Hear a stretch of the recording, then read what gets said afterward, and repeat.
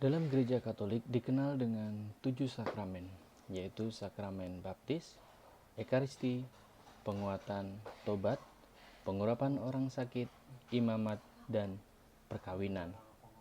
Dari ketujuh sakramen dalam gereja Katolik tersebut, ada 3 sakramen yang disebut sebagai sakramen inisiasi, yaitu sakramen baptis, sakramen krisma, dan sakramen ekaristi. Apa maksud dari sakramen inisiasi? Kata inisiasi berasal dari bahasa Latin inere yang berarti masuk ke dalam, atau initiare yang berarti memasukkan ke dalam. Jadi, inisiasi adalah perayaan ritual yang menjadi tanda masuknya seseorang atau diterimanya ke dalam sebuah kelompok, dan juga menjadi tanda diterimanya seseorang menjadi dewasa dalam iman. Dengan demikian, sakramen inisiasi adalah sakramen dalam gereja Katolik yang memasukkan seseorang ke dalam anggota gereja atau melantik seseorang untuk masuk dalam kelompok umat yang telah dewasa dalam iman. Gereja Katolik melaksanakan upacara inisiasi, maka melalui inisiasi ini orang resmi menjadi anggota gereja yang tampak nyata dalam peristiwa pembaptisan. Bahasan tentang sakramen inisiasi menjadi hal yang paling mendasar atau menjadi sakramen dasar dalam iman Katolik. Gereja adalah persekutuan orang beriman kepada Yesus Kristus. Sebagai persekutuan, gereja pun mempunyai persyaratan bagi setiap orang yang ingin menjadi anggotanya. Syarat utamanya adalah beriman kepada Yesus Kristus sebagai juru selamat. Beriman tidak cukup hanya dengan percaya, tetapi mau menyerahkan diri dan bentuk hidupnya sesuai dengan nilai-nilai kerajaan Allah yang telah diwartakan oleh Yesus Kristus. Bila persyaratan tersebut telah dipenuhi, penerimaan menjadi anggota gereja dinyatakan dalam upacara sakramen baptis. Sakramen baptis adalah sakramen yang diterima pertama kali oleh orang yang masuk dalam persekutuan gereja Katolik. Dengan sakramen baptis, orang tersebut secara resmi diterima menjadi warga gereja Katolik, entah itu dia bayi, anak-anak, remaja, ataupun orang dewasa. Sakramen baptis merupakan dasar dari seluruh kehidupan Kristiani, pintu menuju hidup dalam roh, dan pintu yang memberi kemungkinan untuk menerima sakramen-sakramen lainnya. Melalui pembaptisan, kita dibebaskan dari dosa dan dilahirkan kembali sebagai anak-anak Allah. Kita menjadi saudara-saudara Kristus, dimasukkan ke dalam gereja, serta ikut ambil bagian dalam perutusan gereja. Dalam penerimaan sakramen baptis, ada beberapa lambang atau sarana yang dipergunakan. Lambang dari sakramen baptis antara lain air sebagai sumber kehidupan dan lambang-lambang sakramen baptis antara lain air yang berarti membersihkan diri dari dosa-dosa. Dalam Perjanjian Lama, air dilihat sebagai sumber kehidupan dan kematian. Contohnya adalah kisah Bahtera Nuh yang diselamatkan lewat air, serta kisah penyeberangan Laut Merah yang membebaskan Israel dari perbudakan Mesir. Semua perlambang dalam Perjanjian Lama ini digenapkan dalam diri Yesus di kayu salib.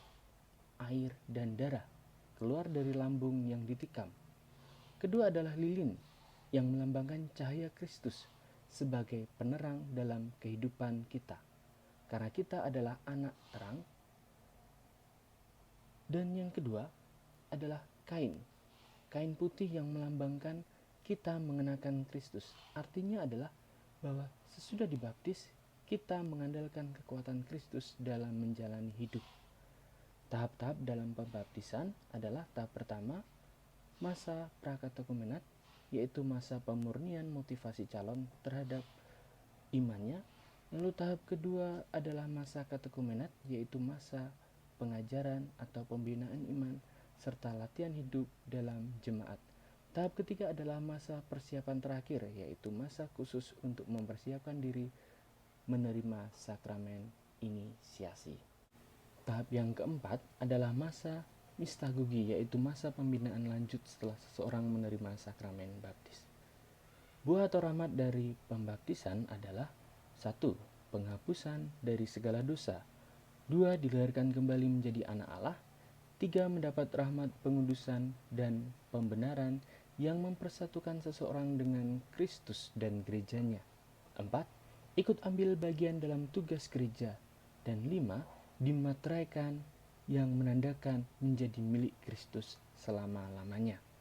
Melalui pembelajaran ini, kita diharapkan untuk selalu menjaga iman, mengutamakan iman dalam menjaga kemurnian menjadi pribadi Katolik yang baik.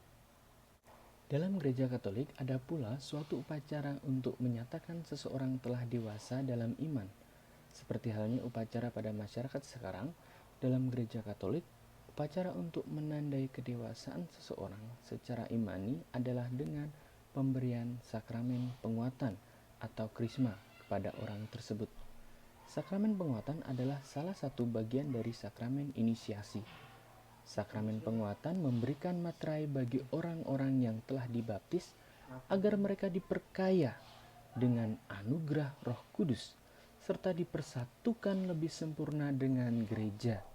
Dengan pencurahan Roh Kudus, iman mereka semakin dikuatkan, dianggap dewasa secara iman, diberi tanggung jawab sebagai saksi-saksi Kristus untuk menyebarkan dan membela iman melalui kata-kata dan perbuatan. Hal ini terdapat dari Katekismus Gereja Katolik artikel 1316. Dalam penerimaan sakramen penguatan ada beberapa persyaratan yang harus dipenuhi. Antara lain, pertama, sudah menerima sakramen baptis, karena baptis adalah pintu gerbang menuju sakramen-sakramen yang lain. Lalu yang berikutnya adalah telah mengikuti pembelajaran agama atau katekese persiapan krisma yang lamanya ditentukan oleh pejabat gereja. Lalu upacara ritus pokok dalam penerimaan sakramen penguatan adalah pengurapan minyak suci atau minyak krisma yang diberikan oleh uskup dan dilaksanakan dengan penumpangan tangan oleh petugas gereja atau uskup dan wakilnya. Rahmat yang diterima oleh seseorang yang menerima sakramen penguatan adalah pencurahan Roh Kudus yang memberikan kekuatan dalam memberikan kesaksian iman, dan kita dijadikan berani untuk mewartakan kabar gembira di tengah dunia. Sakramen ini diterimakan satu kali seumur hidup. Untuk menerima penguatan, orang harus berada dalam suasana rahmat. Oleh karena itu, para penerima sakramen penguatan haruslah telah melakukan pertobatan terlebih dahulu dengan menerima sakramen tobat. Sakramen penguatan menyebabkan atau membuat orang menerima Roh Kudus dalam kehidupannya. Sakramen inisiasi berikutnya adalah sakramen Ekaristi. Ekaristi adalah tindakan Kristus sendiri. Kristus yang telah mempersembahkan dirinya kepada Bapa untuk kita agar kita pun ikut ambil bagian dalam pengorbanan dirinya. Dia telah memberikan dirinya bagi kita sebagai roti hidup sepanjang ziarah kehidupan kita di dunia ini menuju Bapa. Sebelum Yesus menderita sengsara, ia juga mengadakan perjamuan terakhir yang terdapat dalam Lukas 22 ayat 14 sampai 23. Perjamuan itu diadakan secara khusus sebagai tanda perpisahan antara Yesus dan murid-muridnya. Sangat terlihat dari kata-kata yang diucapkan oleh Yesus sendiri dalam peristiwa perjamuan malam terakhir. Telah mengangkat roti dan anggur, Yesus secara jelas berpesan kepada para muridnya dengan mengatakan, "Perbuatlah ini menjadi peringatan akan aku," yang terdapat dalam ayat 19. Inilah yang dilakukan dan dilanjutkan oleh gereja dalam perayaan Ekaristi sampai saat ini. Ekaristi sendiri berasal dari bahasa Yunani Eukaristian yang berarti puji syukur dan kegembiraan. Dengan demikian, kita memandang Ekaristi sebagai tanda syukur dan pujian kepada Bapa Yang kedua adalah kenangan akan kurban Kristus dan tubuhnya. Dan yang ketiga adalah kehadiran Kristus oleh kekuatan persekutuannya dan rohnya sendiri. Perjamuan kudus didasari pada malam perjamuan terakhir. Dengan murid-muridnya, pada malam tersebut ia ditangkap dan disalibkan. Perayaan Ekaristi mengenangkan sekaligus menghadirkan kembali tindakan penyelamatan yang dilakukan oleh Yesus kepada manusia. Maka dengan merayakan kembali perjamuan malam terakhir, kita merayakan Ekaristi